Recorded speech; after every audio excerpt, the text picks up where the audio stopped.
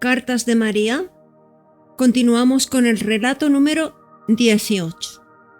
Dice así: relataré otra del mismo tinte. En el año 80 u 81, para las elecciones, el Partido Peronista Femenino me invitó a una reunión en el local donde funcionaba la Academia de un Árabe, en un local bajo o galería del edificio que ocupaba yo, un departamento, él y yo del mismo edificio. Me habían invitado muchas veces y al final mi hijo me dice un día: anda, pero no les digas que al día siguiente partíamos para Córdoba. Esto fue en Rosario. Fui. Cuando entro, estaba la academia vacía y me quedé sorprendida. La invitación era para las 10, creo, y de golpe se abre una puerta y una avalancha de mujeres se me abalanzan. Casi salgo escapando. Me tenían la sorpresa que me querían nombrar secretaria general por Rosario del Partido Peronista Femenino. Yo casi salgo despavorida. Entonces le dije que una decisión así no podía tomarla sola, ya que éramos mi hijo y yo. Bueno, quedamos en reunirnos al día siguiente y hablo con mi hijo y le digo: ¿y ahora qué hago? Y me dice: decirles que te den un cargo más bajo, de menor responsabilidad. Estaban muy bien enteradas que era peronista no activa. Además, no conocía a nadie, ni nadie me conocía. Yo pasaba meses sin bajar, ya que nunca fui de salir, solo por necesidad. Pero el árabe les contó de mi obra en Jujuy en favor de la gente. Stop. Me nombraron secretaria zonal y allí la que sonó fui yo, ya que en esta reunión se armó la comisión, se las nombró, y cuál no sería mi sorpresa que traen los libros de acta.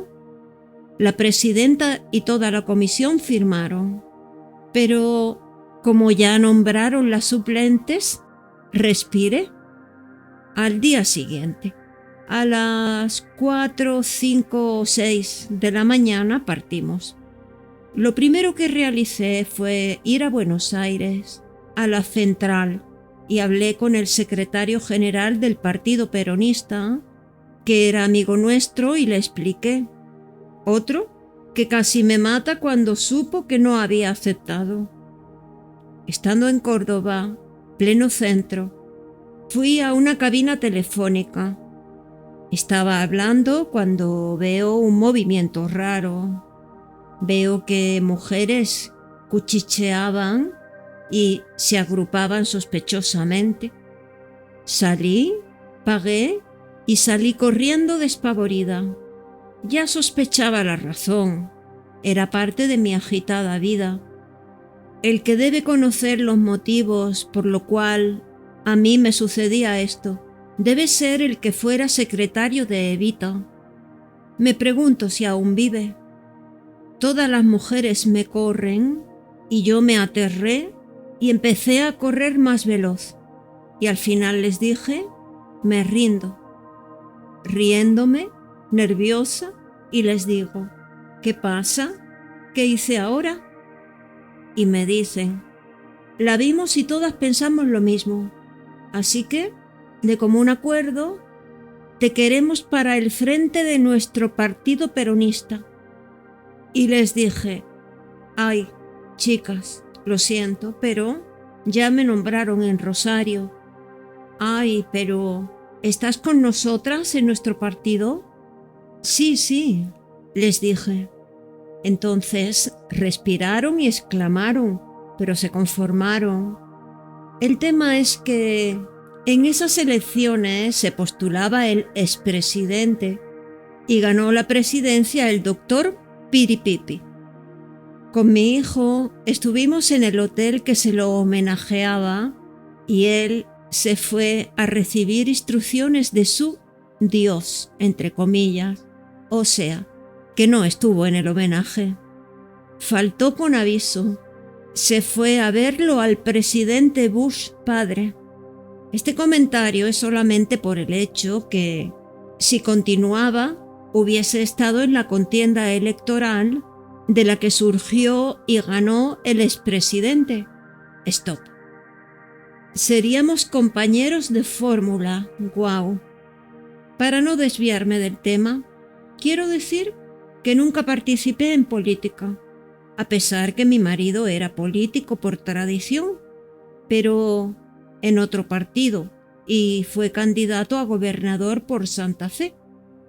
SIC. Volviendo a lo de los mensajes y cassette, este buen señor y siniestro utilizó todo el material en beneficio propio. Ahora estará analizándolos con Dios en el cielo o con el diablo en el infierno.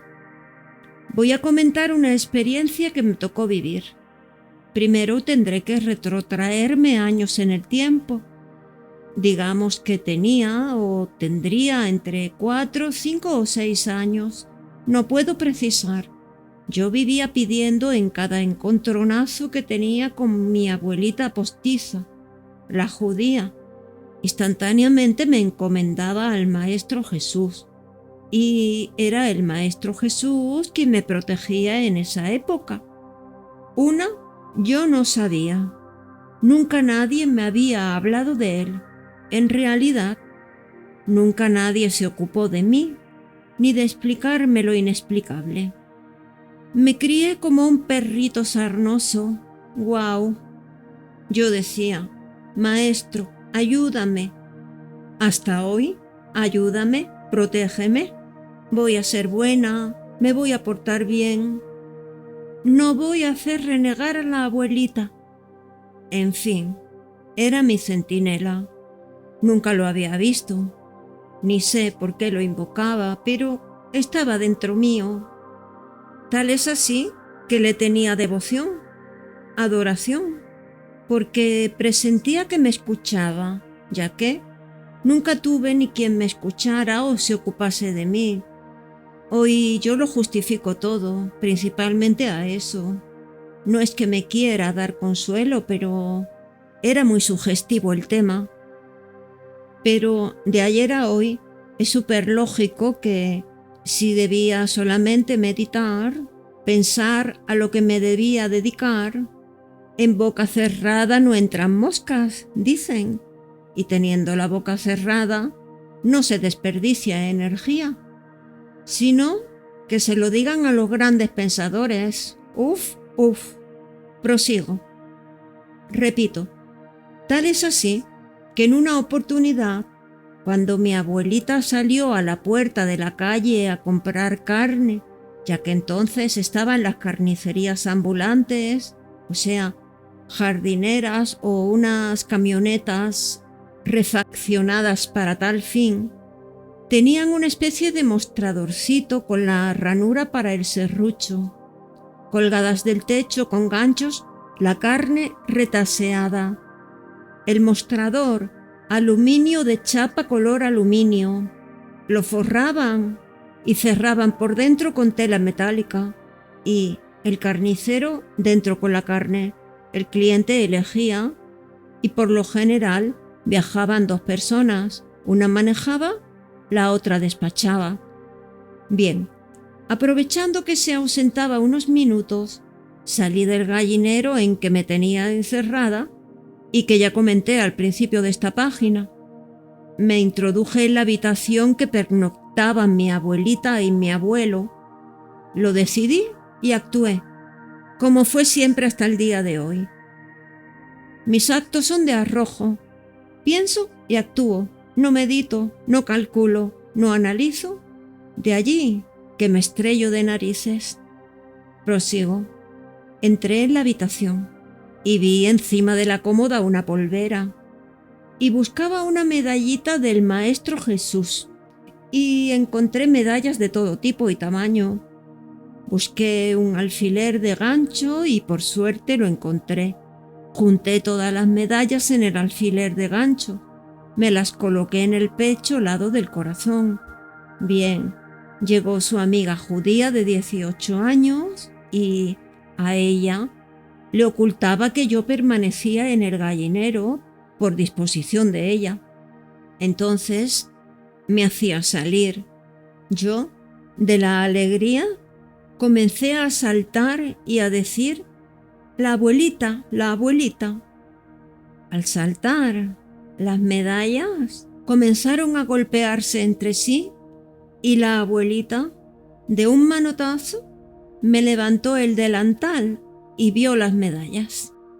Comenzó a gritar como una poseída: ladrona, ladrona.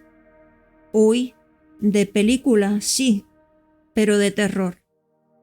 Cuando a las 8:20 llegó mi abuelo y le largó el rosario de que para haberle sacado las medallas yo me habría tenido que meter en su pieza. ¡Qué descubrimiento! ¡Guau! ¡Miau! Claro, ella le puso las medallas sobre la mesa, o sea, el cuerpo del delito, y yo enfrente de la acusadora en calidad de acusada y condenada. Detallo: una medalla era del ferrocarril de los años de trabajo de mi abuelo, otra al mérito, y todas del ferrocarril de Inglaterra, con su marca, ya que a mi abuelo lo trajo Inglaterra. En otra había como una mosca, otra de un club, en fin. Del Maestro Jesús, ni jota, por lo cual hoy creo que no es santo de su devoción. Bueno, no es preciso detallar la paliza. Esto es solo una introducción para esto. Quedamos que fui y soy devota del Maestro Jesús. Estando un día en mi casa de Villadiego, estaba en el patio de Portland con una bajada hacia el fondo de unos 30 o 40 centímetros en forma de puentecito, y luego estaba todo cortado por un tejido alambrado que cruzaba de un costado al otro del terreno, que era de 17 metros de ancho por 50 de largo. Yo, sentada en un sillón de mimbre y amacándome como siempre, haciéndome preguntas: ¿por qué esto será así? Lo otro asau, en fin. En esto, mirando hacia el fondo, veo como una nube que viene bajando y la miro. Curiosamente, cuando se deposita en el suelo, veo con estupor que desciende alguien en la nube. Yo caí de rodillas y me toma del brazo con la mano derecha y me dice: soy yo, tu Maestro Jesús. Incorpórate, hija mía. Ven, que te mostraré algo. Y me lleva hasta el puentecito que daba al fondo y me señala el terreno, o sea, el suelo. Me muestra el fondo y me dice: ¿ves, hija mía? Y me muestra el terreno. Y me dice que dentro de poco todo quedaría bajo las aguas, pero que yo con mi hijo debía quedarme en la casa, que nada me pasaría. Pero si decidía irme, arrasaría con todo y principalmente la casa de enfrente, donde estaban las 3 víboras que yo consideraba mis amigas. Y como vino, se fue en una nube. Yo me quedé absorta y desorientada, confundida. Cuando caí al suelo, me sentí infinitamente chiquita, insignificante ante esa inmensidad, y al caer vi que tenía sandalias franciscanas, una túnica hasta los pies blanca como la misma nube. El Maestro Jesús era como figura en las imágenes, con perita y bigotes. Es algo indescriptible, no hay palabras para definir la grandiosidad del hecho en sí. Me sentí y siento incapacitada para dar testimonio o calificar tal hecho. Prosigo. Al día siguiente, como un día común en mi vida, mi hijo fue a la técnica y yo, A las 14 horas fui a trabajar. A eso de las 7 u 8 de la tarde comienzan las noticias. Se desbordó el arroyo Saladillo y el patrón no nos quería dejar salir. Total, como estaba alejado el negocio del arroyo Saladillo, el agua no llegaba hasta allí. ¿Qué le importaba el desborde? Comenzaron a decir que cortaron la ruta 9 que va a Buenos Aires y por ende el transporte por allí. Recapacitó el dueño y nos dejó ir. Digo nos porque había hecho entrar 2 chicas de enfrente de mi casa, 3 solteronas, hermanas y que tenía por amigas. Prosigo. Tomamos el ómnibus de Villadiego en la entonces Plaza Santa Rosa y el chofer nos dice que es el último que sale, ya que cortan la ruta. Por fin subimos y de pronto el chofer no puede controlar el ómnibus. La gente se aterró, ya que las aguas se llevaban el ómnibus flotando y eso que venía lleno. Yo tranquila. La gente gritaba, ya que al transporte lo llevaba hacia el arroyo.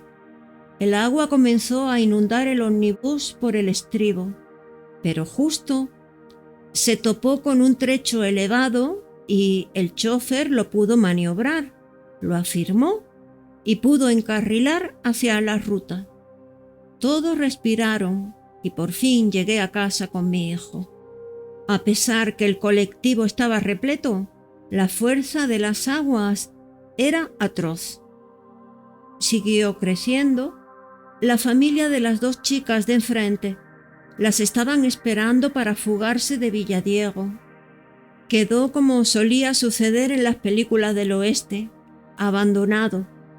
Mi hijo y yo nos aprestamos a ingresar a la casa y los vecinos nos decían que nos fuésemos antes que sea demasiado tarde para irnos. Yo les decía que vayan tranquilos. Bueno, no solo se desbordó el arroyo, sino que la gente se ausentaba y dejaba sus casas cerradas con llave, pero ingresó más de 1,5 metros. La furia de las aguas hacía flotar los muebles y estrellarse contra la puerta de la calle, y luego los muebles salían flotando para estrellarse contra el terraplén del ferrocarril. Junto al arroyo Saladillo había una churrería. El dueño tenía una hija que estudiaba piano.